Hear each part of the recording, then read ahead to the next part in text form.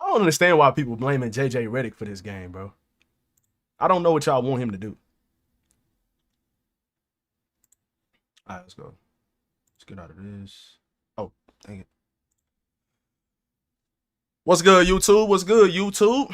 Lakers lose tonight's game in another nail biter to the Phoenix Suns with a final score of 113 to 110. Once again, the Lakers get absolutely blitzed from the three-point line and offensive rebounds. Offensive rebounds have been the biggest problem for this Lakers team the last couple losses that they've had. Offensive rebounds has been the biggest problem. On top of teams just having these outlier shooting type of nights, the last couple games for the Lakers have been extremely frustrating when it comes to the perspective of getting the rebound and closing out the possession so that the other team will not have an extra shot attempt at the rim. And once again, the Lakers tied the game tonight. They came back. Shout out Marcus Smart, man. He was huge in the fourth quarter, kind of spearheading that comeback for the Lakers the last like 5-6 minutes of the game to make it a game. Luka Doncic got extremely hot. He was carrying the team offensively. And Austin made a big shot. LeBron got a big tip in. Jake LaRavia made some big free throws. They made the plays that they had to win this game in the fourth quarter. But once again, Grayson Allen misses a long three, and the ball just bounces right to Royce O'Neal because they're trying to close out so hard to these shooters. So you got Austin Reeves and Luka Doncic going to close out on Grayson Allen, and he misses the three. And obviously, if two players are closing out on one player, somebody is running to the rim wide open. Oh, free to the rim. Royce O'Neal got the rebound and got the putback. So they went up by 2.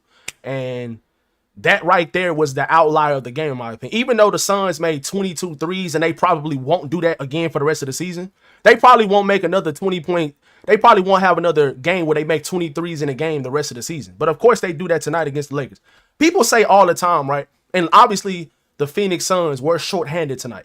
It does not matter how shorthanded you are when you're shooting the ball that well. It does not matter. If the Suns had their guys tonight, I guarantee you they probably wouldn't have made 20. I guarantee you they would not have made 22 threes.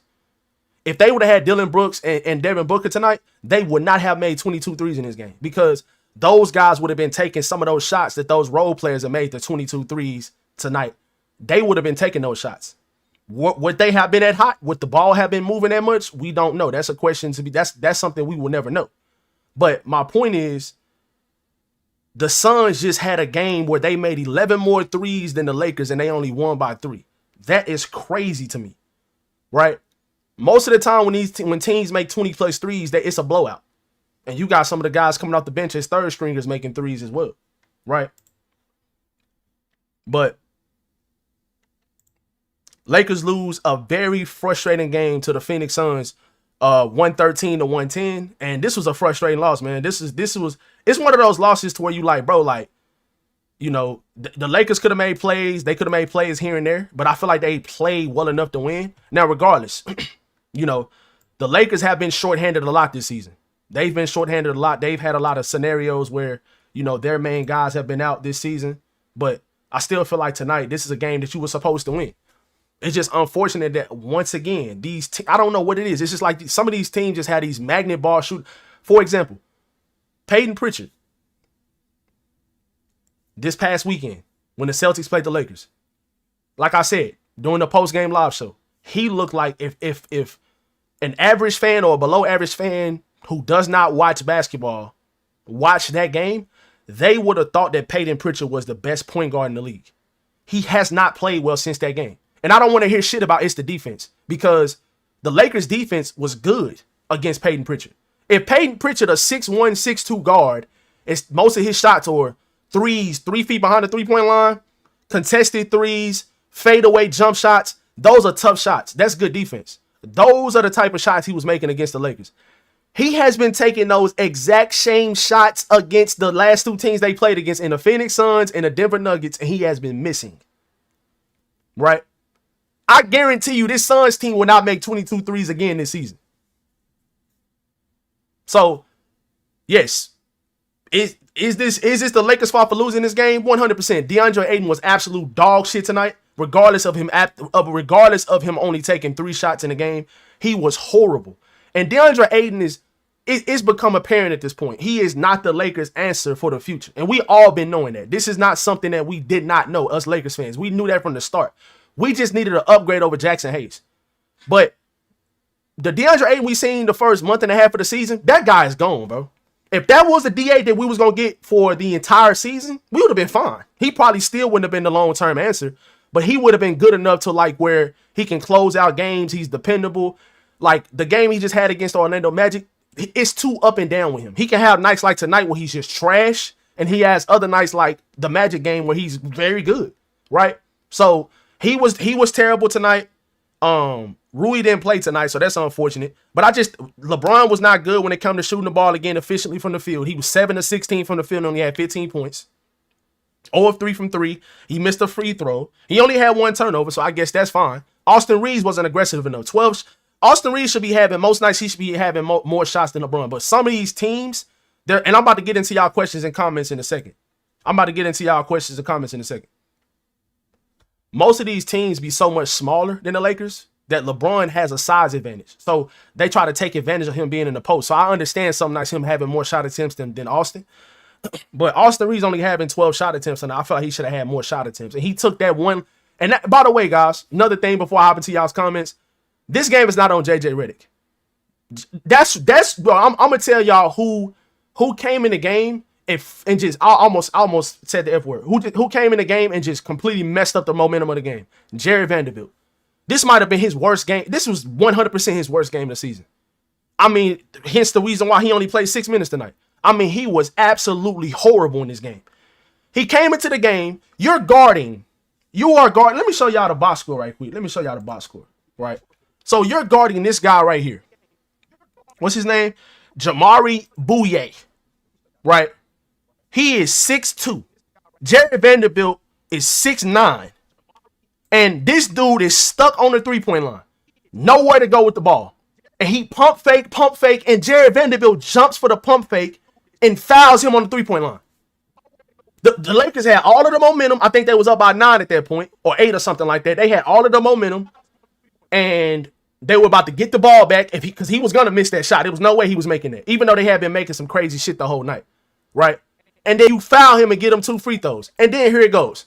After that play, Jalen Green hits a shot clock buzzer beating 3 from 4 or 5 feet behind the three-point line off the glass.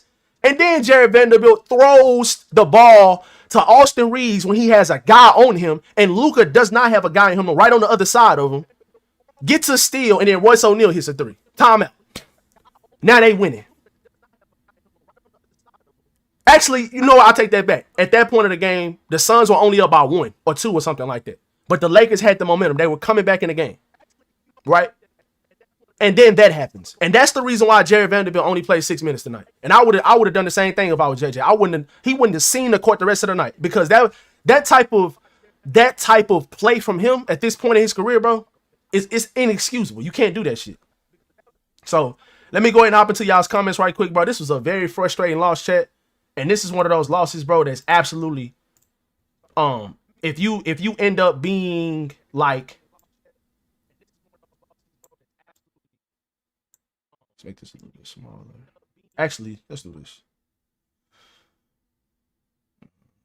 Is it all? I think it's all. Yeah.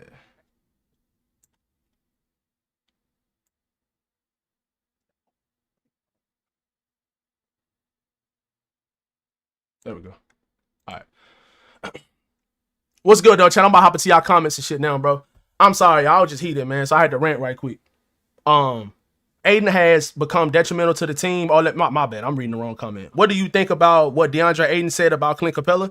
I mean, DeAndre Aiden, bro, that's his. He is not going to be the future answer for this Lakers team, for this Lakers franchise. That's why he is not the answer. He thinks that just because he was the number 1 pick in the draft, he was picked above Luka, and all of this shit, he got a nice touch around the rim. He got some nice little post moves at times. You know, bro, you are not the offensive focal point on this team. You are not going to get 10, 12 shots a night. Some nights you might get 2 shots, but we still need you to go in there, set good screens, protect the rim, get rebounds, and be physical. That's what you need to do as the center for the Los Angeles Lakers. And if you do that at a high level, You can be you can be the answer at the center position for this team for the foreseeable future. But now, since you playing like dog shit with the Lakers, or you playing too inconsistent, you having 1 month you good, 1 month you're horrible, right? That's gonna be the reason why you might end up out of the league, or you're gonna end up a backup center. Nobody's gonna pick you up, bro. Nobody's gonna pick you up as a starting center anymore. If you continue to play like this, nobody's gonna pick you up. I don't care about DeAndre Ayton he only had 3 shot attempts, so we're not supposed to act like he's supposed to have a lot of points. This number right here, inexcusable. This number right here, inexcusable. I need to see more production right here. I need to see more production right here. And I definitely need to see more production right here in the offensive rebounding department. Now, he is one of those players that if he is not involved on the offensive side of the ball, his motor is just down here. It's all the way down. And that's the problem with him. Clint Capella, prime Clint Capella would be perfect on this team. He talking like Clint Capella wasn't. Now, DeAndre Ayton was the anchor to an NBA Finals team. We got to remember that too, right? On the Phoenix Suns. They did go to the finals, and obviously they lost to a better Milwaukee Bucks team. I think we would have beat them in 2021 if AD didn't get injured, but that's neither here nor there. But he was the starting center to an NBA Finals team, so we got to give him credit for that. But 2018, 2017, Clint Capella, man, he would have been perfect on this team, and that's exactly what this team needs.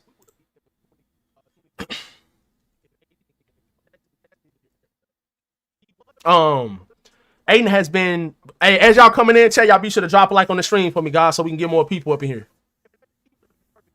You say you on mute? No, I'm not on mute. Y'all can't hear me, chat?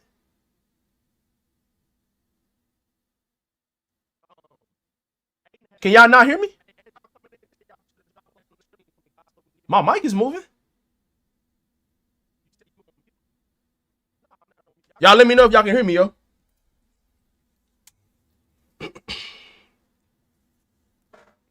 Y'all let me know if y'all can hear me, chat. Don't tell me I just talk for all these minutes. Can't hear? Are you serious? Y'all can't hear me?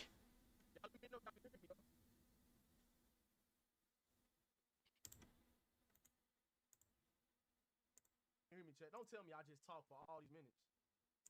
Well, y'all should be able to hear me, bro. I can hear myself.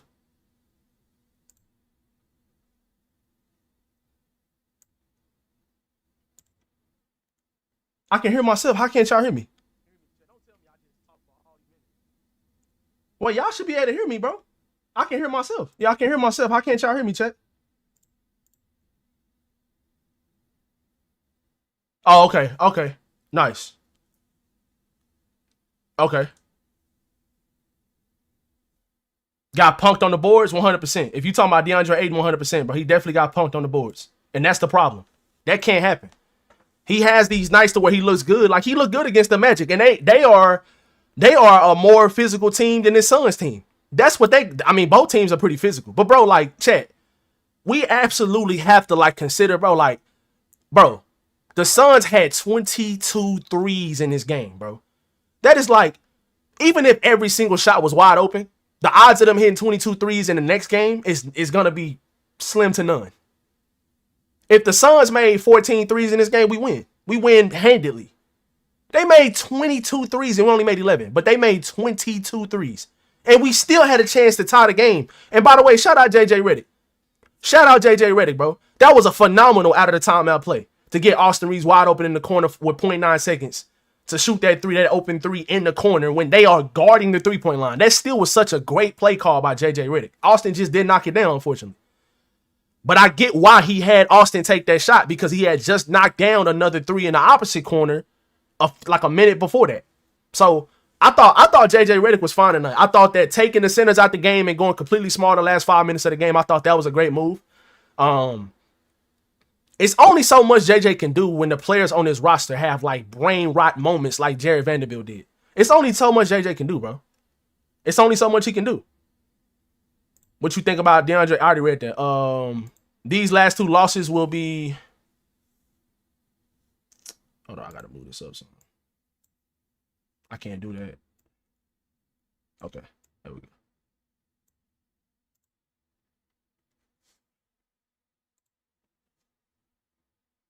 These last 2 losses will probably be the defining ones of the season. They will look back in the end of the season and regret not handling business when they should have. I mean, yeah, bro, the Orlando Magic is a good team, even though they just somehow lost tonight to the Houston Rockets. And this game right here, bro, like, this is one of those games to where I feel like the Lakers didn't like go out there just lackadaisical. At least most of the team didn't.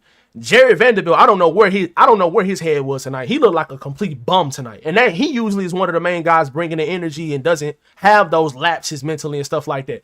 But that stretch he had in the second quarter, you can argue that really messed the game up, right? And then it was a stretch in the third quarter when Grayson Allen just got absolutely hot as hell, bro. He couldn't miss. He hit like 3 straight threes. Bro, they had this, even, it was a kid coming off their bench hitting threes. What's his name? Fleming? This kid right here, 2 or 3 from 3. And, bro, he made both of them. Ryan Dunn, where he at? He made 2 threes. He's a horrible 3-point shooter. This dude shoot like 30% from the 3-point line, right? Colin Gillespie is a good 3-point shooter, but he's up and down. He's a streaky one. Like, I done seen him take those same exact shots against teams and he'd be wide open. He'd be missing. So, like I said, man, they just had a magnet ball kind of night against us. And, of course, Royce O'Neal, you know he going to make some threes against the Lakers. He always does. Grayson Allen made 6. He almost made him, bro, him and Colin Gillespie together made more threes than the whole entire Lakers team. They had 12 threes together. That's more threes than our entire team. So, the Lakers didn't start really making threes until the fourth quarter. And I think, how many did Luka make? Luka made most of them. Yeah, he made 6 of them. Luka was phenomenal tonight, bro. He was carrying. He was carrying the team, bro. He had 41, 8, and 8. LeBron continues to shoot the ball bad from the field. And that's with him making layups. And he missed one layup trying to figure out if he wanted to dunk it or lay it up.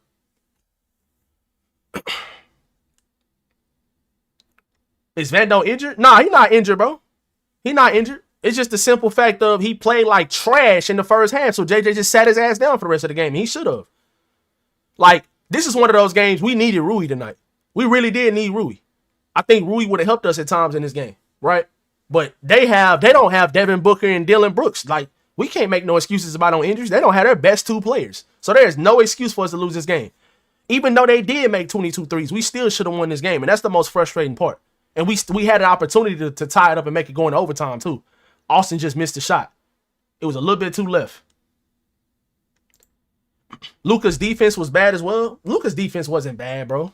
Luka's defense wasn't bad. They just, when they was getting stops, they didn't get the freaking rebound. I don't think Luka's defense was bad. I missed half the game, so he was completely trash. Vando was trash tonight. If you want to go back in the stream, I just kind of talked about one of the scenarios in the game where he really just ruined the momentum of the Lakers because the Lakers were down in the second quarter.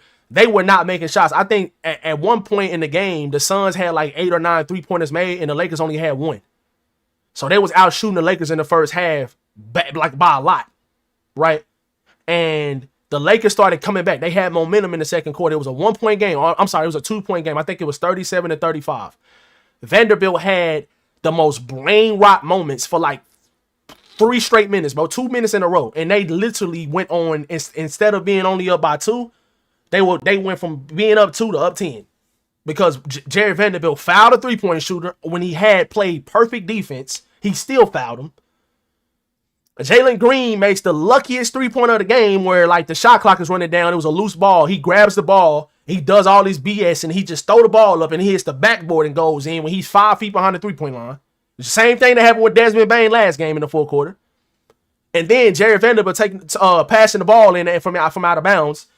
Instead of giving the ball to Luka Doncic, who's on his right side, he tried to get a ball to Austin Reeves, who's on his left side, and has a guy guarding him. The guy gets a steal, and then they make another 3. Timeout Lakers. And now they went from down up 2 to up 10. Like, that type of stuff just can't happen. Even though the Lakers did come back and tie the game up going into overtime and then had an 11-0 run to come out of the third quarter, they went on another run. As soon as LeBron sat down in the third quarter, LeBron didn't shoot the ball well tonight, but I still feel like this was a game that LeBron played good in, other than him missing that layup in transition.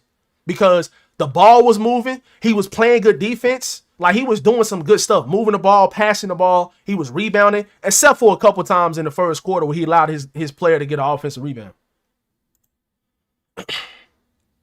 I thought Jake was getting cooked. I don't think Jake, well, I don't know, maybe a couple times, but see, like, Chad, like, when some of these players are making these tough shots, I don't consider that like the defense getting cooked. Like, For example, there was a defensive possession last game against the Orlando Magic. It was one-on-one defense between Luka Doncic, who had the ball, and Jonathan Isaac playing defense. Jonathan Isaac played perfect defense. Everybody was oohing and awing because Luka's handle was so tight and he was making some good moves. But Jonathan Isaac was right there with him, and Luka ended up making a tough shot. The Suns made some tough shots in this game. They made some tough shots. Now, they did get a couple open threes, but they still made some contested threes as well. They called a foul on DeAndre Ayton, which was a foul. It was a flagrant because he landed, his foot was in his landing space when he tried to close out on Colin Gillespie. Bro, he had no airspace at all. He still made the three. You couldn't have played better defense than that. It was such good defense that it was a foul because DeAndre Ayton was so close to him. Right? So, I don't know, bro.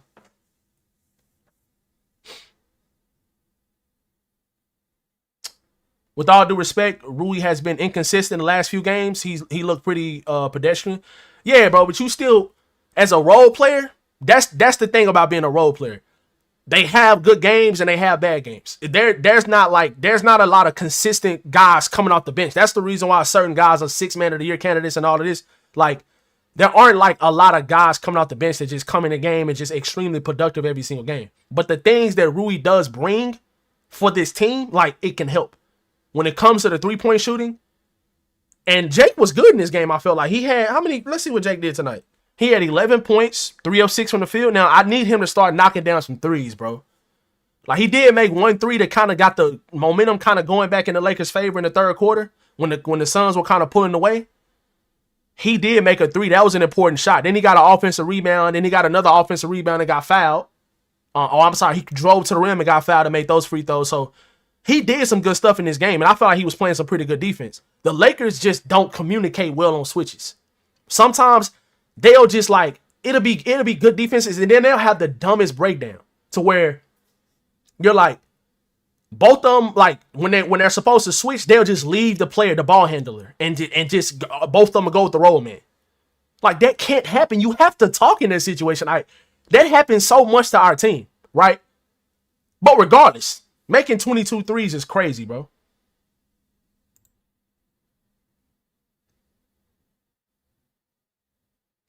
Why is he starting Smart at small forward? He's only 6'3", and JJ head up his ass? Bro, that's not, bro.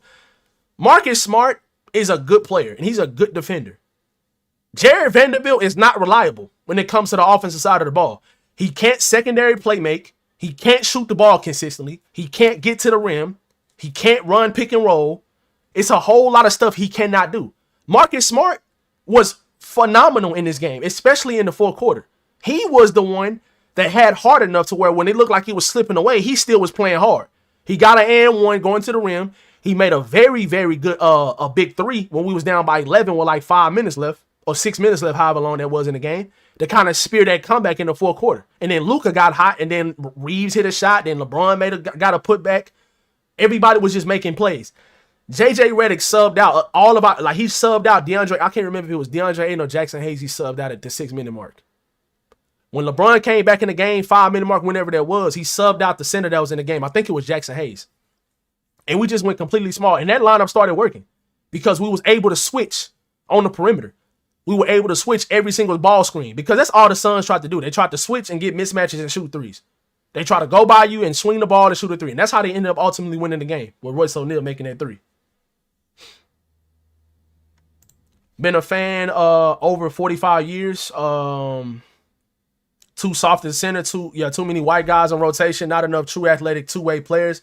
Welcome to the 2026 Headache Lakers. Yeah, we've been knowing that, bro. We've been knowing that. It's not, well, I'm not really talking about the white part, but at the same, because there's some pretty good white athletes. We don't really have none. But when it comes to the Lakers have advantages in certain places, but they in a lot of different situations, they are outmatched athletically. And that's the problem most of the time, right? If you don't communicate and have your head on a swivel defensively 24/7, you're going to get scored on. But I felt like tonight, I feel like the last couple games, I didn't think the Lakers were bad defensively. The main thing for me is offensive rebounds. That's the main thing for me. But we've been knowing, bro, going into the season, this team didn't have enough two-way talent. We've been knowing that. That's why we thought that the Lakers should have done more at the trade deadline. For this team to be a playoff team right now, it just goes to show you how good the stars have been in stretches of the season. Because the role players this season have been too up and down. Like Rui Hachimura, he'll have phenomenal games, and then he'll have like no-show games. Same thing with Jake LaRavia. Jake LaRavia started the season off shooting the ball well from three, and now he can't make a three consistently. Aiden first month and a half of the season, he was phenomenal. Now he's absolutely horrible. He's too inconsistent. He'll have a good game, then he'll have a horrible game. You know what I'm saying? So that's just been the outlier of the season for me.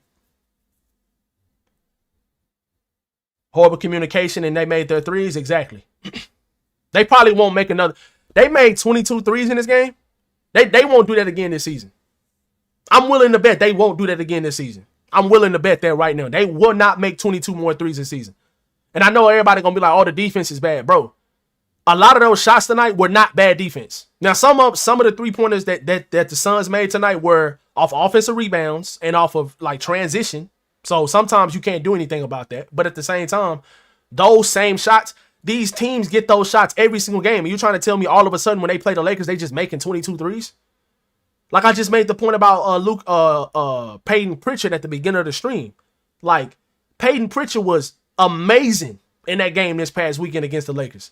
You would have thought he the best point guard in the league if you just started watching basketball. The last two games, he has been ass.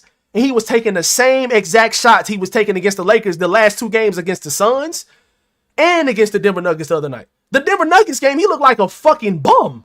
I'm sorry for cussing. I'm not trying to cuss, but he looked horrible. Bro couldn't make a shot. And he was getting the same shots that he was getting against us. He was missing wide. And now you trying to tell me all of a sudden he just can't shoot anymore? That shit, it's just crazy to me how that happens to the Lakers, bro. It's insane to me. It's insane. It drives me crazy. Damn right. Yeah, it is. Yeah, it is, bro. And it's mainly playing good. Bro, the Suns only had 113 points. That's not a lot of points. Now, if they had like 125, 130 points, okay, cool. They had 113 points. And let me see how many offensive rebounds they had. They had 15. Dude, they had 15 offensive rebounds. They had 113 points, and they had 113 points and 15 offensive rebounds. How many shot attempts did they have? They had 87. They shot the ball 12 more times than the Lakers, and they won by 3. Let me see the turnovers. The Lakers had 12 turnovers. That's not terrible. Okay, the Suns had 12 turnovers as well. So you even on the turnovers. That's the difference in the game. You get more shots at the rim. The Lakers have to figure it out, dog. That's the biggest problem for me the last couple games. This right here, offensive rebounds. You have to stop giving up so many offensive rebounds, dude. That's the problem. Now, we did have 10, but they had 15. That's 5 more. That's 5 more offensive possessions right there. Just right there in itself. That's bad, man. This offseason can't come soon enough. We need athletes, players that are willing to lay it out on the line, a game in and game out. Giving up offensive rebounds is an effort problem. I'm not going to, most of the time it is. Most of the time it is an effort problem, but when the Lakers run a lot of zone, you're going to give up offensive rebounds sometimes, especially against teams that shoot a lot of threes, right? But even against the Orlando Magic, they don't shoot a lot of threes, and the Lakers were giving up a lot of offensive rebounds. They lost that game because of offensive rebounds. The possession Wendell Carter scored the layup, it was an offensive rebound to Anthony Black, and he lost the ball, and it just went right to Wendell Carter, and he laid the ball up. Right?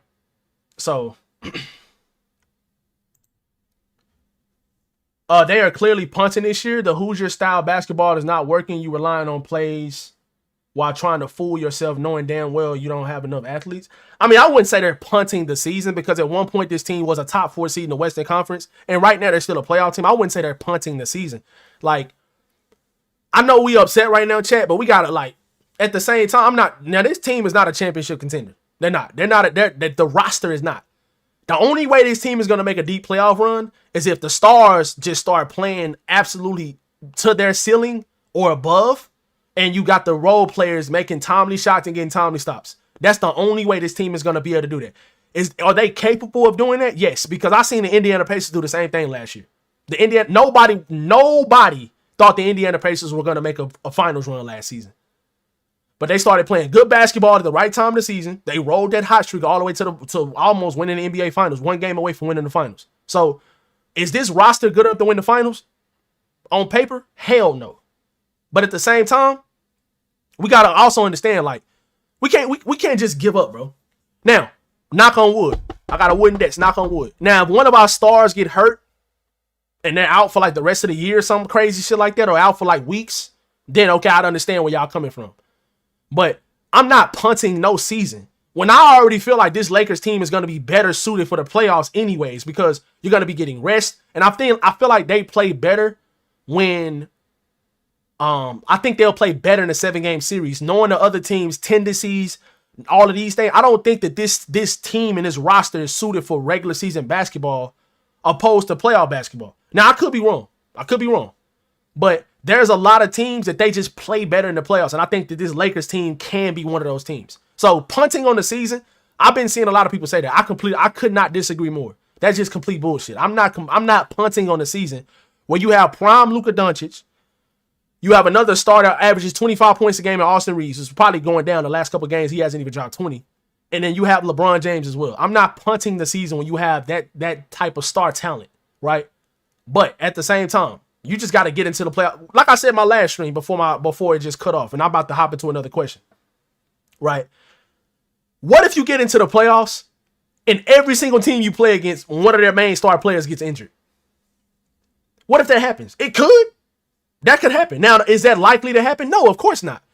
But that's the reason why you have to get into the playoffs and see what happens. You never know. Like there has literally been teams winning NBA championship because the other team on the other player on the best the other player on the other team, the best player on the other team gets injured, or multiple. So you can't just give up on the team. You can't just give up on the season. You can't do that. Mr. 81 was good. I'm so sick of this trash ass roster. Can't beat the Suns without Devin Booker and Dylan Brooks. Just get to the offseason already. Aiden sucks, soft as fuck. Now, he is soft as fuck, but he's just too inconsistent. I don't think he sucks. I just think he's too inconsistent. If he's not involved on the offensive side of the ball, his motor is low and he don't play well. But we talked about Aiden earlier, so you can go back and look at that if you want. We have slow, non-athletic players. We do. That's facts. Just play LeBron at center. LeBron ain't finna play no center. He ain't finna play no full-time center at this stage of his career. Now, in certain spots and certain series and shit, he'll probably do it. But like I feel like him playing the 5 in that last 5 minutes, I feel like it was working because they was able to switch so much easier. Right? And the Suns weren't just getting downhill so easily. Now, Grayson Allen did get downhill that last offensive possession for the Suns. He got downhill pretty easily. And LeBron came over to help at the rim. He passed the ball to the corner. Austin rotated out to the corner, and then nobody rotated to Austin. Nobody rotated to Royce O'Neal. So, well, Jake rotated to him, but it was just too late. Having fast, athletic players limits offensive rebounds. That's a good point. They need to get players with heart that will win those 50-50 balls that change the trajectory of a game. That's a great point. And that's another reason why this team has to play somewhat zone defensively, because they don't have strong athletic players. They don't. LeBron is arguably the most athletic player on the team, and he's freaking 41 years old. Or however old he is. Is LeBron 41 or 42? 41 years old. So that's bad in itself.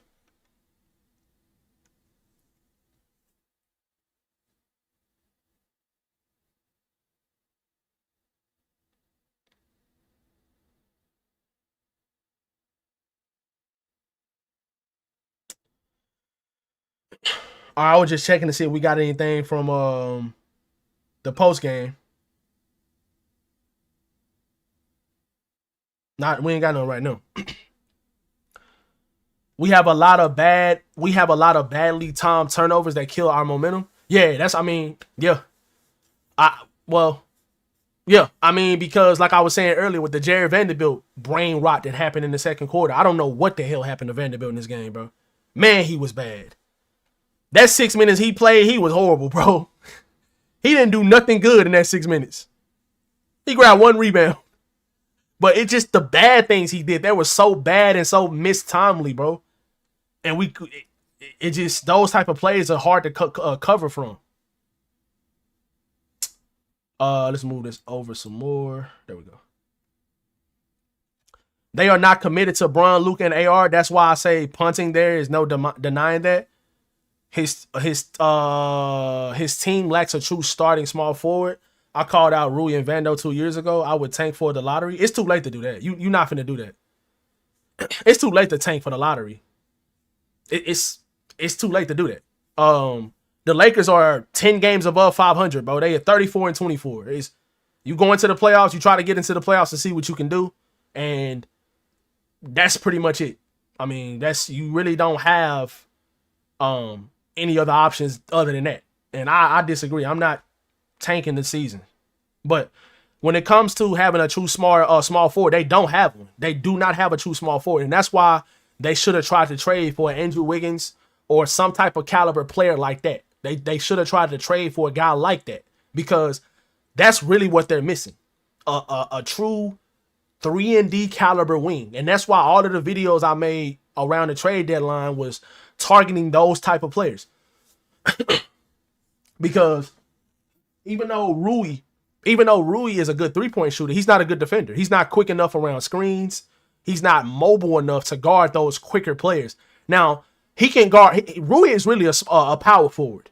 So if you start Rui alongside LeBron, you have two power forwards starting. So that's not good for your defense. So in Vanderbilt, he's good defensively, but offensively, he's just too inconsistent. Right? So I agree with you when it comes to the small forward thing. We do not have a true small forward. Jake LaRavia is only 24 years old, so he's going to 23 years old, so he's going to get better. But he's not a starting caliber player at this stage of his career right now. Whatever we get from Bron should be a plus, not be relied on from a 22-year-old veteran. Insane. Yeah. Even though, LeBron is still playing good this year. And, he was an all-star this season and stuff like that. He's had some all-star caliber moments. But his usage is the lowest it's ever been since his rookie season. So we can't rely on LeBron when he's not even getting a lot of touches on the ball. You know what I'm saying? Like, his usage is lower than it's ever been. And my last video, I talked about how the minutes that LeBron plays with the second unit is good for him and the team. And you keep Austin and Luka on the court at the same time to play with the other role players. The numbers statistically are great when it comes to the on and off numbers and the plus minus numbers and stuff like that. The net rating numbers, all of those numbers are high. When LeBron is out there, he's the only star out there with the second unit. The numbers are high. And then when you have Austin Reeves and Luka out there with the second unit, the numbers are high. So JJ Redick did it tonight. And I thought in some of those stretches, the Lakers were good. The problem was when you had a center in the game, you couldn't switch. And that's how the Suns were getting so many open threes, because our centers and our role players at times were not quick enough to the ball or quick enough up on screens. And Colin Gillespie and Grayson Allen don't need to be right at the three-point line. They can take threes from two or 3 feet behind the three-point line and make it. That's how good of shooters they are. And they did that tonight. And both of those guys made 6 3-pointers combined.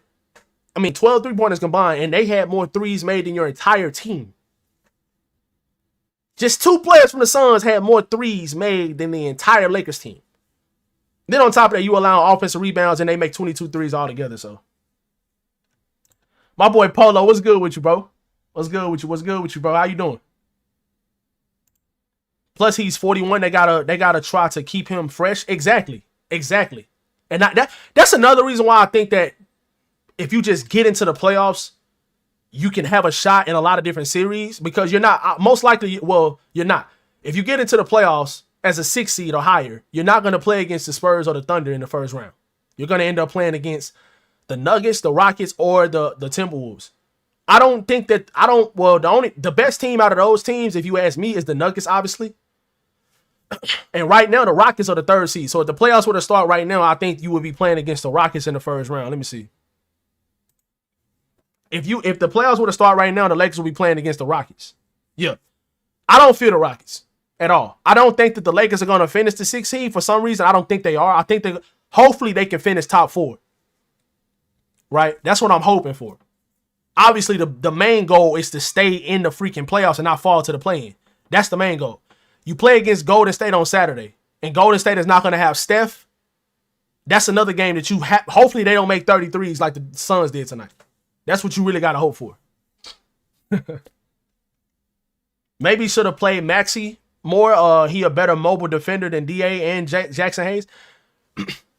he had Maxey in the game at that last play because Maxey is such a good screener because he's so physical. I think Maxey is our most physical player when it comes to setting solid. He probably the strongest player on the team when it comes to setting solid screens and just he's a physical guy, bro. So I agree, and he is more switchable than Jackson Hayes and DeAndre Ayton. And defensively, I feel like he's been pretty good in the minutes he's played so far this year. So I don't know, man. Maybe Maxi Kleber could have helped out in this game, but at the same time, you are paying Jackson and DeAndre Ayton to be your starters, right? So I don't know, bro. That's a tough decision because I don't know. Maybe he would have been good. Maybe he would have been bad. It's no telling.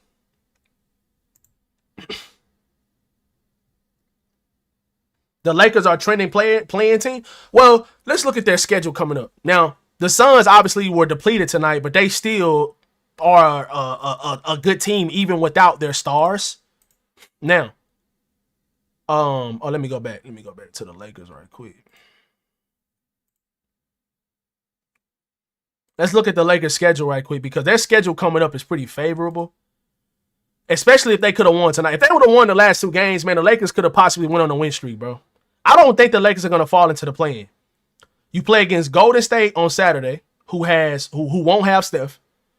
You play against the Sacramento Kings on Sunday, who had a worse record in the league. Now, New Orleans could be a trap game. This is one of those games you cannot relax. New Orleans has a lot of different players on their team that can get hot from three. They can go off and drop 30. They can go off and hit 5-6 threes in the game, just like this Suns team just did tonight. Even though they don't have a very good record, they just got DeJounte Murray back. He's been playing well the last couple games, so they'll be playing with a lot of energy. And you even had DeJounte Murray going on social media earlier today talking about a play-in push. So they're going to be playing hard. That's not going to be a game you can take them lightly, right? You cannot take this New Orleans team lightly. So the Lakers should be able to win these next 3 games. And then you play against Denver in Denver. That's going to be a tough game. So these last 2 games have been extremely frustrating, man, to lose these games, and especially the way you lose them. Because you lost this game to Orlando. You could have won that. You lost that by 1 point. And then you lose this game tonight against the Phoenix Suns, who just could not miss from 3. I'm good, Polo. I'm good, bro. A dude looked great in last night's game for South Bay. He's one of those players that 9 times out of 10 will win those 50-50 balls. He's shown he has a knack for offensive rebounding when given the time. Yeah, bro, I don't know. I thought Adu Thiero would have been in the rotation this year. I did. But the thing is, like, you can't have like multiple non-shooters in your rotation. You just can't do that. It's in today's league, it's gonna be hard for you to play players that just multiple guys out there on the court at different times that can't shoot the ball consistently. Like, I don't know. Adu it, like, I don't know. I feel like he hasn't even really had the opportunity to see if he can shoot or not. But I haven't really watched his highlights that much in the G League. I've seen like different ones, but I haven't watched his full tape to see if he's actually even taking 3-point shots. But all I do know is you can't have multiple guys out there that can't shoot the ball. They already played Jared Vanderbilt, and he's not a reliable 3-point shooter. I wish we played Adu more as well. I have no faith in them to win Saturday's game against Golden State. They've shown time and time again that they play down to the level of their competition. I mean, that's a good point. They did just beat pretty much the same Golden State team just a few weeks ago. So I'm not going to say I don't have faith in them to win the game, but hey, Golden State is not going to be easy to beat. They just beat Denver just last week. This past weekend, they beat Denver. The same day we lost to the Celtics, they beat Denver. And Denver had Jamal Murray. They had Jokic. You know, they had their guys. You know, they still missing Aaron Gordon and Peyton Watson, but they still had enough to win that game. So it's not going to be an easy game, bro. Like, the Lakers can't take anybody lightly the way they're playing right now. They can't take anybody lightly. They got to go out there and try to get out of this funk they in, bro. And losing these close games, which they have been very good at winning these close games this season so far. Going into the fourth quarter when they have a lead. Now, they didn't go into the fourth quarter with leads tonight. It was tied up. So going into the fourth quarter when they have a lead, they lost their first game of the season against Orlando just the other night. But this is classified as a clutch game because within the last 5 minutes, it was a close game. Now, I know it got close, so this does classify as a clutch game. And the Lakers lost. So they've been good so far this season in those moments, but they were not good tonight. Or not good enough, obviously, to win the game. Could tell at the start of the season, we are not athletic enough and our bench is not good enough. I like what Kennard does though. I do too. He did get a wide. I just think that Luke Kennard is not getting enough threes, but the teams are fearing him so much. It's like as soon as he gets the ball, he don't even have time to shoot. It's like he has somebody glued to him as soon as he touches the ball. As soon as Kennard touches the ball, bro, it's just like teams are glued to him immediately. Immediately. So that's the reason why he's been able to beat some of these teams off the dribble and get all the way to the rim. I thought he got to the rim one time tonight and he got fouled. They didn't call it. He went try to go with his right hand and they didn't call it. But he's been good so far. I mean, he's been better than Gabe Vincent. And I do think he's going to have a couple games this year where he does go off and hit 4, 5, 6 threes in a game. He's going to be able to get loose in some of these games. I know he is. He's too good of a shooter and he moves too well without the ball. And I feel like he's going to be able to have one of those multiple of those type of games this season. For sure. He hasn't been able to do it yet, but I think he'll be able to. JJ Redick lost this game. How, bro? Let me know. I thought JJ was fine in this game. I thought what he did in the last 5 minutes of the game, completely taking all of the centers out and putting LeBron at the 5. I thought that's the reason why they made the comeback, because they was able to get some stops defensively because they was able to switch everything. Especially with Mark Williams being out the game. Maybe he should have did it earlier. Maybe he should have did it earlier. But it worked when he did do it. And I felt like the last out of the timeout play he called when it was 0.9 seconds left, when we were down by 3. That play he called up for Austin, man, that was a good play, bro. Like, that was a great play call. That was great. I mean, Austin got wide. They were guarding the 3-point line. The Suns were guarding the 3-point line, and somehow Austin slipped a screen to the corner, opposite corner, and got open. And got a good look. He just missed it. Final defensive possession of the game, and you're going to have Luka Reeves. Yeah, okay. You know what? That's a great point. Even though Vando hadn't played the entire second half, and you did have Marcus Smart and Jake LaRavia out there, but I mean, who?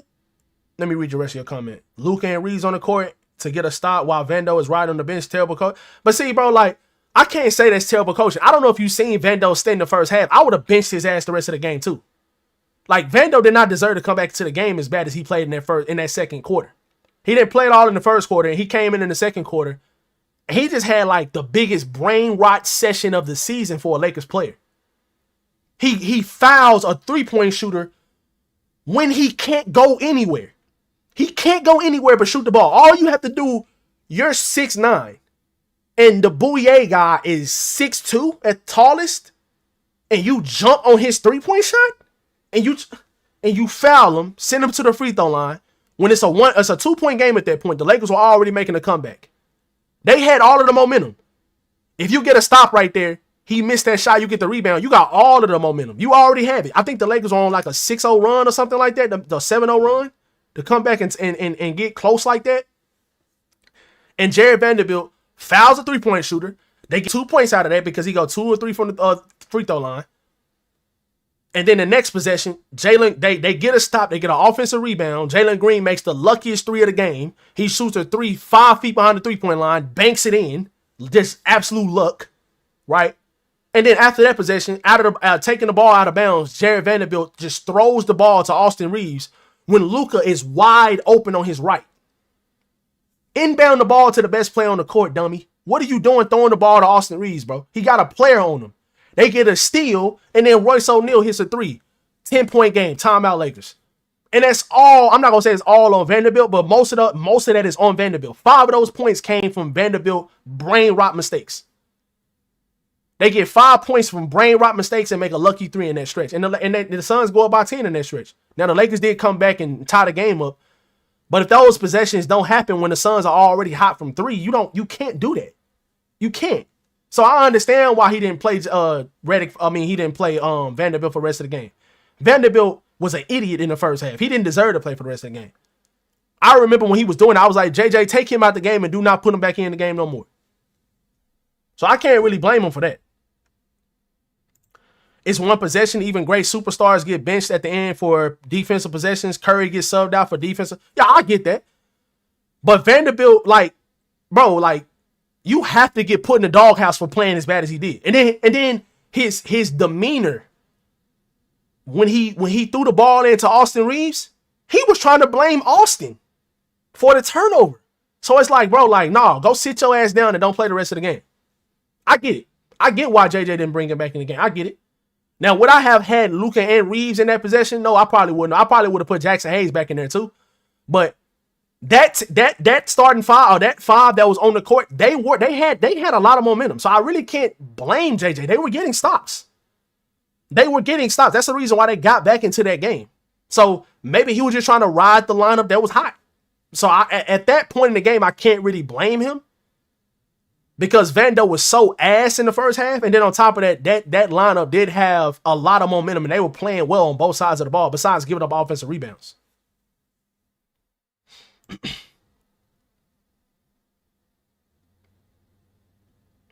They did hunt Luke on that last play. They did.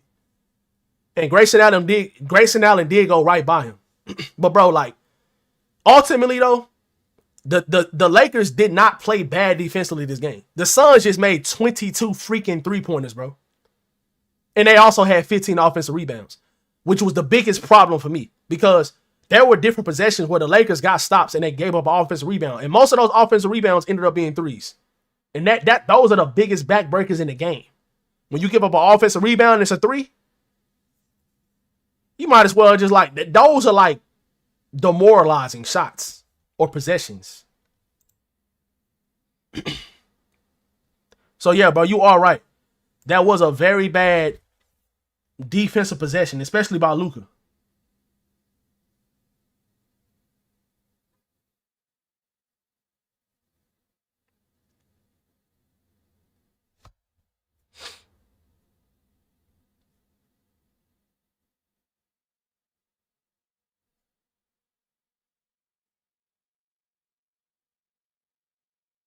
Yeah.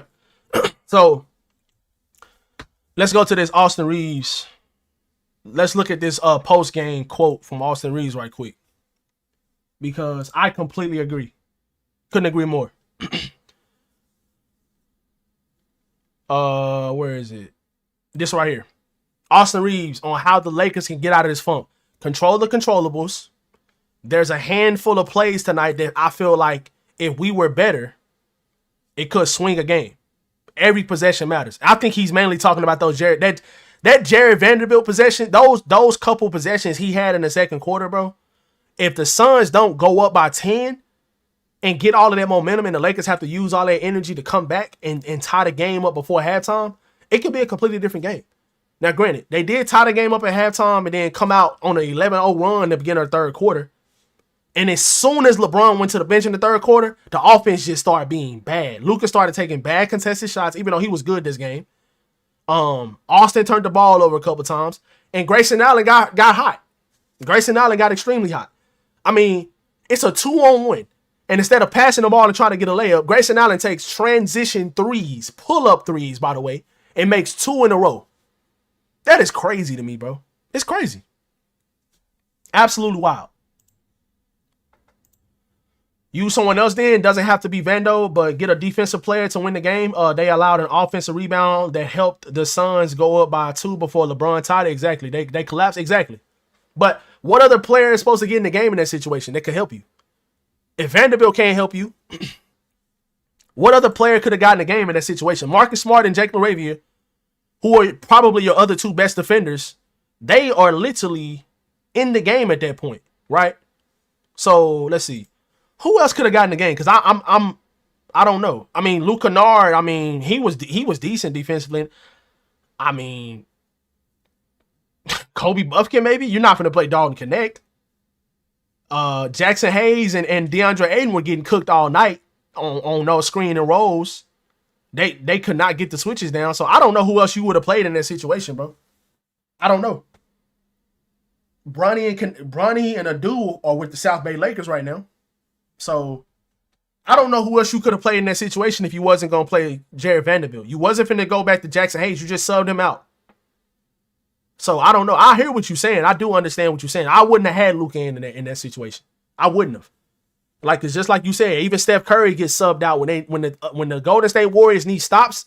Steph Curry is out the game. He's not in the game because he's not one of their strongest defenders, and neither is Luka. So I don't know, man.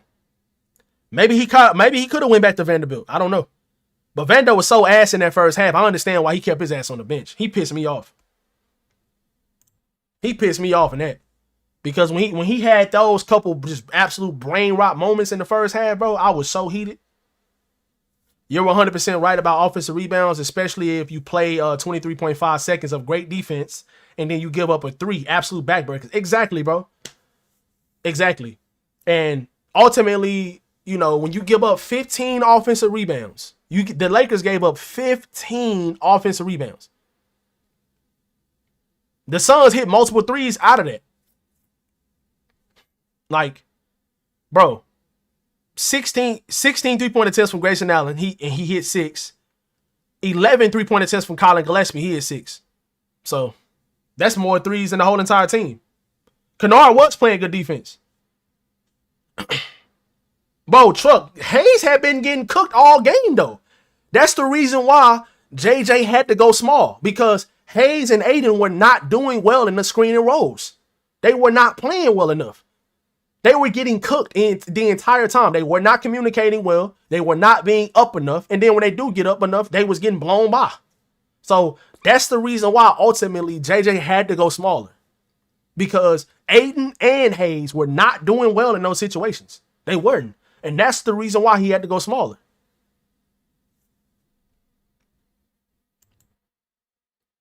I don't know if I would have used him in that moment if he hadn't played the whole game, but if he had played this game 100%, I would have put him in. I would have 100% put him in.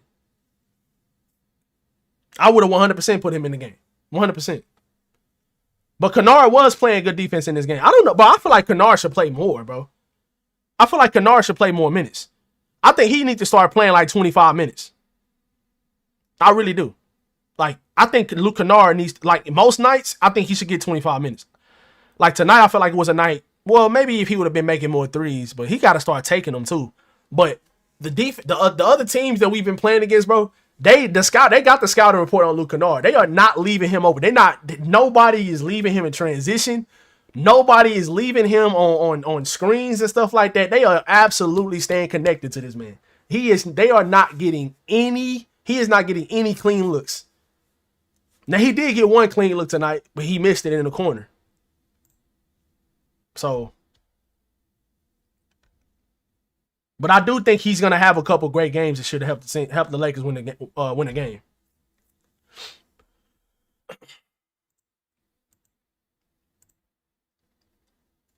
You said I understand the Vando assessment, but you need one stop and he's your best defensive player. Yeah, I get it. The result could have gotten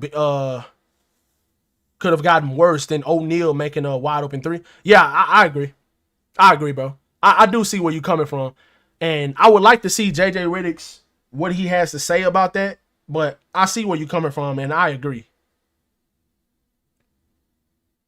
I agree. They could have played him for sure.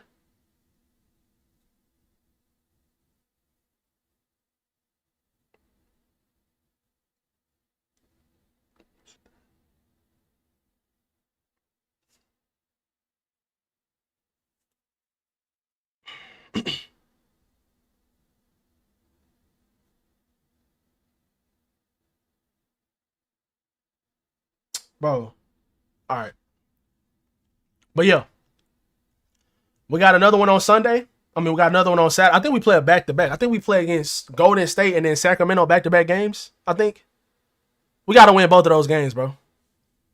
This team is they're losing a lot of winnable games. And in the clutch, they can't do that. That's where they've been their strongest at this season, in the clutch. And they can't lose those games, bro. They can't. The West is too close for them to be losing those games.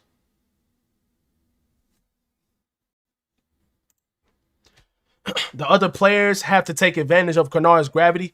That means the others have more room to navigate in the paint if Kennard's man isn't leaving him open. Yeah, exactly. Exactly. But Luka isn't, his burst isn't as good as it was at one point, and neither is LeBron's. So the only player that's really going to be able to just consistently get to the rim on our team is Austin Reeves. LeBron can at times, and it's things LeBron can take advantage of, and obviously Luka can as well, because Luka almost, man, say he got hot in the fourth quarter, and a couple of those threes he made, bro, they were absolutely ridiculous, man. And that's what makes Luka so like great in my opinion, because his ceiling is crazy. Luka's ceiling is crazy. Luka really does have the highest ceiling in the NBA, because when he is on his P's and Q's and when he's at the top of his game, I don't think no other player is better. When it comes to facilitating the ball, and when it comes to the shot making ability that he has, when it comes to the range on the 3-point shot, when it comes to the ability to shoot over people and make tough shots, and then when it comes to drawing fouls and being able to finish at the paint and around the rim and the touch and the floaters, like all of these avenues that he can get to the rim and these shots that he makes, when he's on point, there is no player that has a higher ceiling than him. And then he'll hit you with the best passes you've ever seen as well. So when it comes to overall game offensively, bro, like when Luke, the thing is, he's just not at that ceiling all the time. And that's why I think that he's not the best player in the league. And then on top of that, he's not reliable all the time defensively either.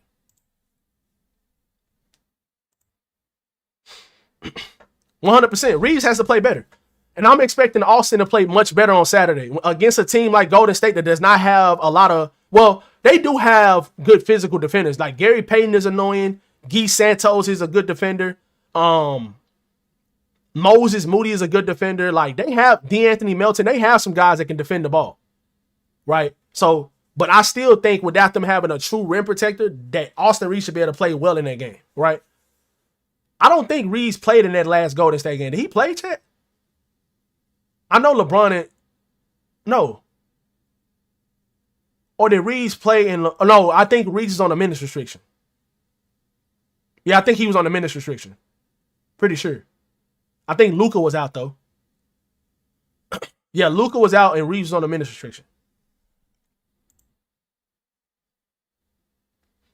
Yeah, and I do think tonight could have been a game that, but see, like Rui is he's such a wild card that you just never know really with him. But he could have had a game tonight where he hit 4 or 5 threes and kept that momentum when we did have the momentum offensively. You know what I'm saying? Like, so I don't know, but it's not an excuse to make injury excuses, because the Suns didn't have their best 2 players and they still was able to win the game.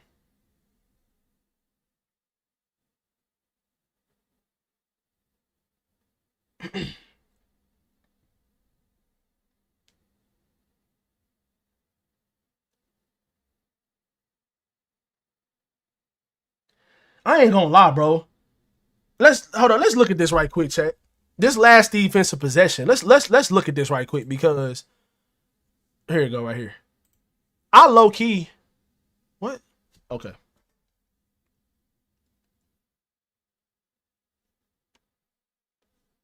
Yeah, Chuck, I get where you coming from. I'm about to read that in a second, but actually let me put that on screen. Reeves getting $40 million a year worries me. He's good, but not a consistent star player. Lakers' future doesn't seem as bright, especially if they whiff on Giannis. All season will be crucial. Bro, before we hop into this play right here, the last play of the game, well, the last offensive possession for the Suns, I agree with you. And the main reason why the Lakers' future is not looking bright is because they have completely whiffed on their last 2 first-round picks. That's the main reason why this team is flawed in so many different ways. They have missed. They've completely missed. Kobe Buffkin was a miss and Dalton Knecht was a miss. Both of those guys were misses. When you pick guys in the first round, they are at least supposed to be rotational players. They are supposed to be rotational players that are reliable or starters, one or the other. And the Lakers have missed the last 2 draft picks that they have had in the first round. You could have used those picks to trade for somebody that you would have known that would have been reliable for you. But instead, you use them and you miss. So that's, in my opinion, that is probably the main reason why this team is not where they need to be, because you use your first round picks. That is a very high asset in the NBA. You use both of those and you miss badly to where like one of the guys are out of the NBA and then the other one is riding the bench. He can't even get into the game because he's unreliable. So that's the main thing for me, bro. All right, so let's go over this last defensive play because Jake LaRavia is the main defender here. Luka should not probably be in the game. Like Truck said, you probably should have Vanderbilt in the game. Even though he played like dog shit in the first half, he's the one that probably should be in the game. But, all right, so they switch Hunting Luka. What's up with this? Hold on, Dad. It's saying the media can't be played for some reason. I don't know what's wrong with this.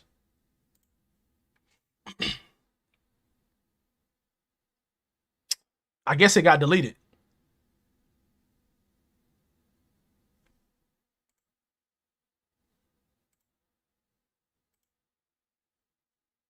Okay, here you go. Okay, maybe I can't play it full screen. I guess I just can't play it full screen. Okay, what happened? What's going on? It was just playing.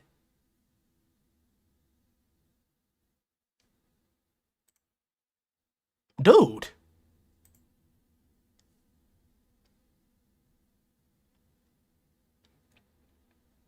I don't even think Kawhi is playing for tonight. And bro, what is going on? Why can't I play videos on X? Hold on, Chay. Y'all give me 1 second. I'm trying to go over this play with y'all. I don't know why I can't play videos on X. I don't know what's going on.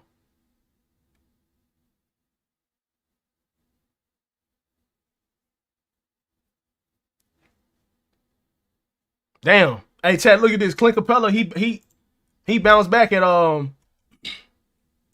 he talking shit back to DeAndre Ayton. He said that you got two of the best.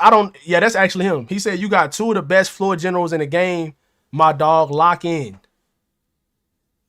Off of DeAndre Ayton quote. Bro, Ayton, come on, bro. You got to come out here with some fire, bro. You can't let him cook you like that. You can't let Clint Capella cook you like that. All eyes on Pelinka this summer, 100%. 100%, bro. All right, if this don't work, Chad, I think I'm going to go ahead and get off. Because I'm trying to go over this last play, man, because it's crazy to me. Okay, I don't know what's going on. It's not letting me play any media. Is that just from the NBA? I don't know why it's not letting me play it.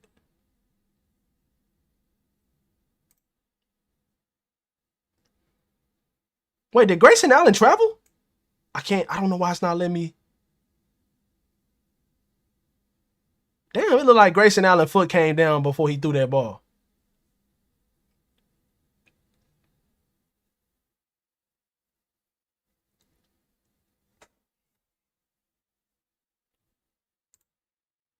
They could have had Jaime Jaquez, Cam Whitmore instead of. I'm not gonna lie, Cam Whitmore, it ain't looking too good for him right now either. I know a lot of people wanted him, but maybe he could have been better with us. Who knows? Dude, I don't know why this is not letting me play a video. Let me see something right quick. I do not know why it's not letting me play a video. What is wrong with my shit?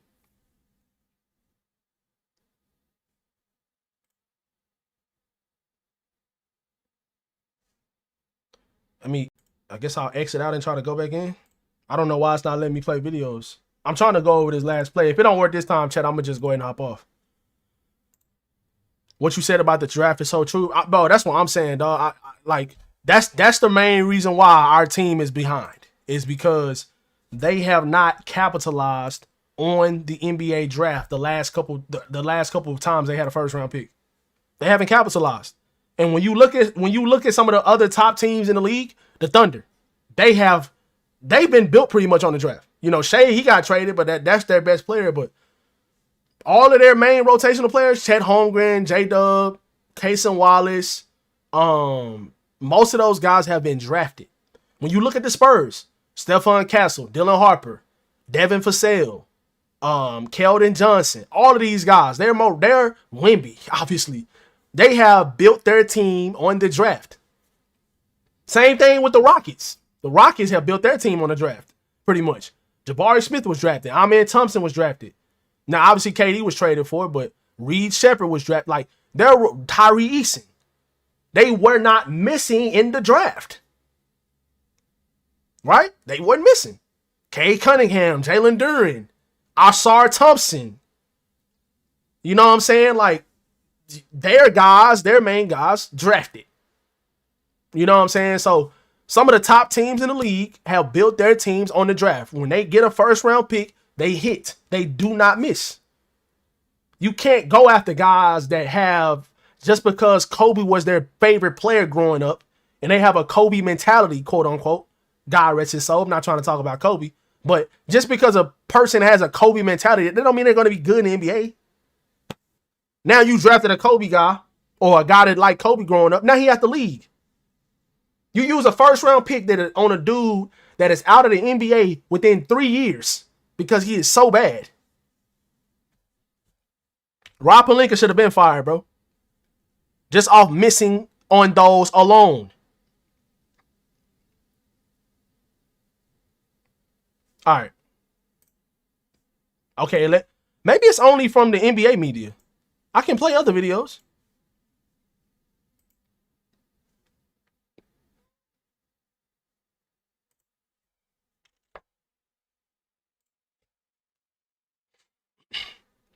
All right, let me see if it let me play now. Okay, it's let me play it now. I don't know why it wasn't letting me play it at first. So where is this last? Okay, here we go. Here we go. All right. I don't know why I was tripping at first chat, but we here now. All right, so y'all don't really need to be able to hear. Okay, so obviously Grayson Allen is switch hunting Luka, who probably shouldn't be in the game right now. He should not, most likely he should not be in the game. Even though this is the team, this is the five that made the run to get back into the game. You need a stop. You need to have your best defender on the court. I agree with Truck. But they switch hunt Luka. You already beat right now, Luka. You already beat right now. Your hand is not up. And you're too close.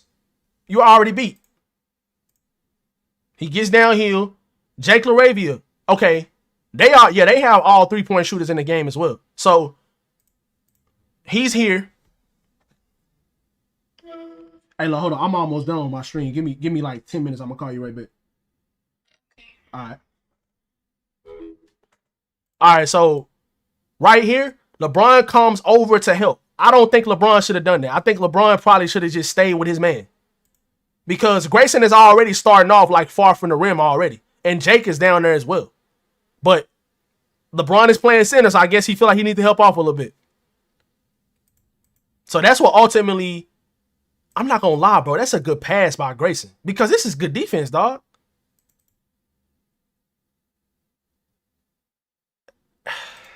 Gets the ball to Colin. Jake has to be gone now. He's going, but the ball rotates faster than the player does. The rest is history. But that was such a good play by... I'm not going to lie, bro. Watching this over again, that was an amazing play by Grayson Allen, bro, to be honest with y'all, bro. That was a phenomenal play by Grayson Allen. Bro, that pass was crazy. But they switch hunted Luka. Okay, so if Luka is not in the game right now, you would have Jared Vanderbilt in the game. Right? Austin is a better defender than Luka. So yeah, y'all are right. JJ should have put Jared Vanderbilt back in the game. But I'm not going to lie. From what he did in the first half, I understand him not putting him back in. But it's hard, bro. Because Vanderbilt, those, like I said, those possessions he had in the first half, they were bad. They were really, really bad. So yeah, Luka's already beat right now. Low key, he's not really beat though. That's not bad defense. I don't think LeBron should have helped. LeBron probably should have, which is not bad help though. It's just a good pass by Grayson Allen, man. You just got to give him credit, bro, I guess. And that's their 22nd three of the game. But Luka can't allow that blow by like that. He got to at least make him go back and make another decision too. Luka has to make him do something else besides just go right by him and get him on his hip immediately.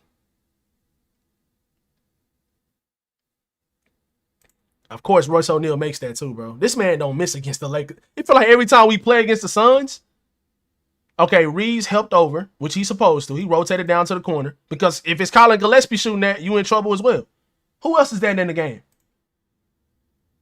Oh, that's Amir Coffey. I think he hit 2 threes as well. So yeah, they had all their 3-point shooters in the game. How many threes did Amir Coffey hit? Yeah, he hit 2 as well. He was 2 for 2. Like, God, bro. What the fuck? Like, dude, they just were not missing, bro. Everybody on their team shot efficient from the three-point line except for Jalen Green.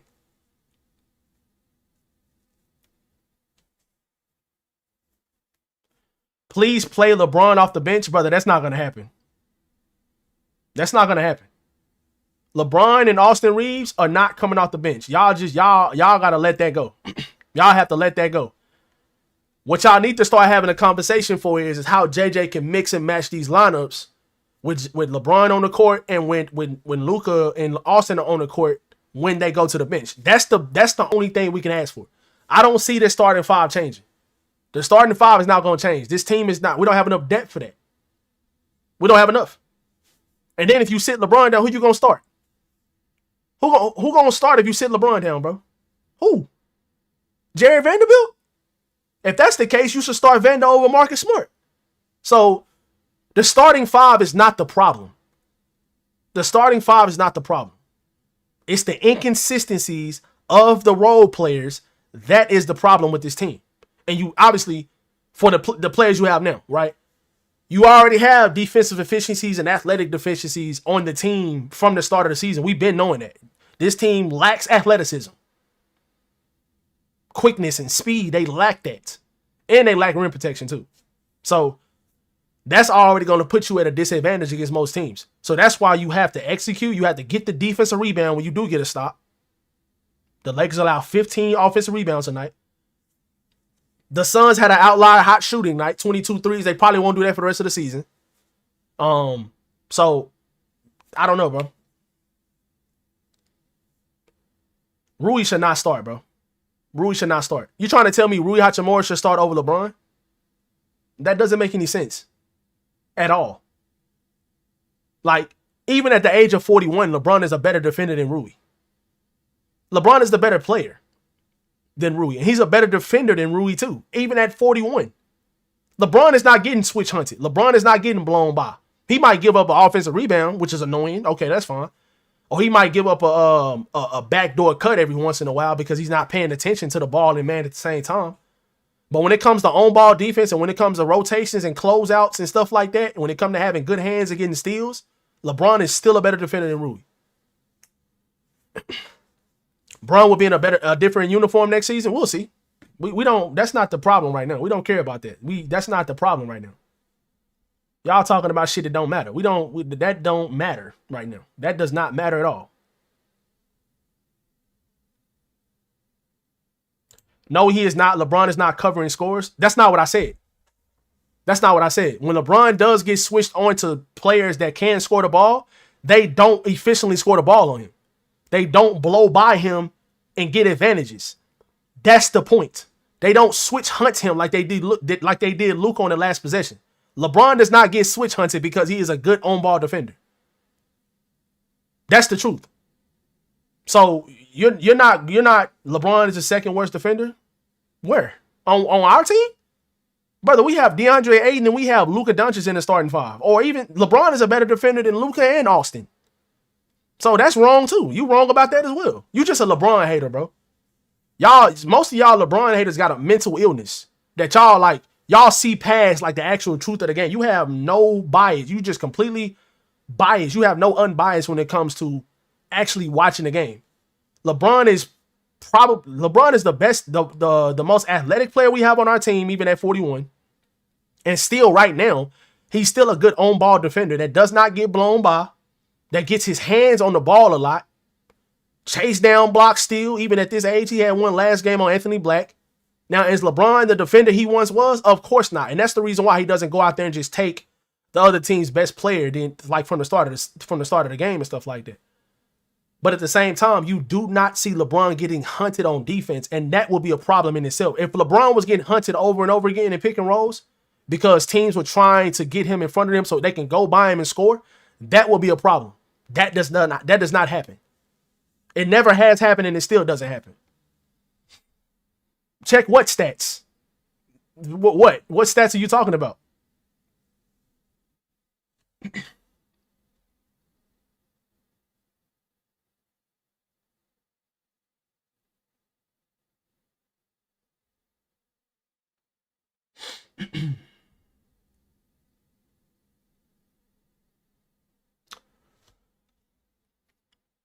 But yeah, bro, we don't care about Brian being in a different uniform next season. We don't. I don't. Me personally, I don't care about that. Like the Lakers are a playoff team right now, and they have a favorable schedule coming up, and they just got to start closing these games out better, and figure out these lineups going forward. Since they finally having their big three actually play some games this season. I think this is only like their 14th game or something like that this season they played so far. So they trying to catch up in that regard, anyways. If the Lakers' big three was struggling to fit, or like they had question marks around their starting five, or those three fitting together, and they had played most of the season, I'd understand that people being upset. But they've only played like 14 games together. They've only played like, I think this is the 13th or 14th game they played together. That's not enough games. They gotta get this shit straightened out. They gotta play and get some reps in. LeBron is not the second worst defender. He's not. Bro, nobody's listening to this guy. This guy is a hater. He probably watch ESPN all the time. They mislead people all the time. He probably watched Charles Barkley and all these idiots on TV. That's probably what this guy does. He's a hater. He does not like LeBron. LeBron is not the second worst defender on this team. In the starting five, LeBron has an argument to be the second best defender behind Marcus Smart. Because it damn sure ain't Austin. Austin Reeves is not a terrible defender, but he's not a better defender than LeBron. And then Luka is definitely not the best defender, because that's the reason why Grayson Allen was switch hunting him in the last game, the last possession of the game for the Suns on offense. He probably shouldn't have been in the game, like Chuck Star said earlier. So I'm not listening to this guy, bro. This guy's a hater, bro. That's all he is. But yeah. Stop name calling, brother. You were in my live stream. I can say whatever I want to say in here. People on TV are idiots. Most of those people don't even watch the actual games.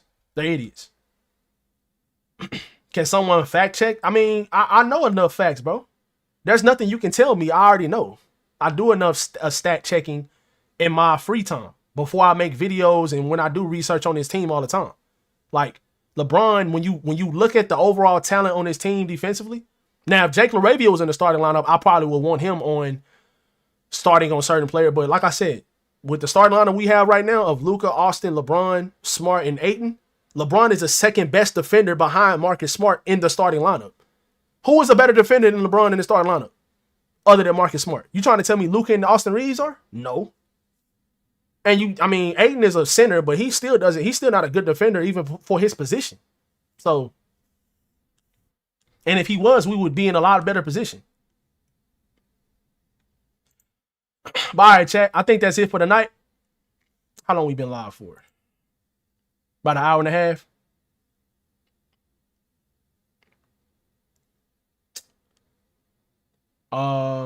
Yeah, I'm gonna go ahead and hop off, chat. Love y'all, man. Appreciate y'all. We got another game again on Saturday against the Golden State Warriors. Then we have a back-to-back. I think we play against the Sacramento Kings on Sunday. I'll probably have a video up tomorrow.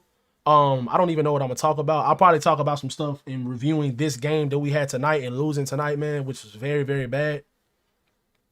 The fact that the Suns hit 22 threes. LeBron currently owns a defensive rating of 119, the third worst mark on the roster and the worst among the starters. Brother, that has to be. You trying to tell me LeBron? So, with your eyes, you're really going to go off of that stat when LeBron plays in a starting lineup alongside Luka Doncic and Austin Reeves and DeAndre Ayton? Like, sometimes stats don't even matter. And you're literally looking at that number and you're trying to sit up here and tell me with your eyes, you think that Luka Doncic and Austin Reeves are better defenders than LeBron James. That's what you're trying to tell me? That doesn't make any sense, bro. That just shows that like you don't have no knowledge of the game. If you actually think that.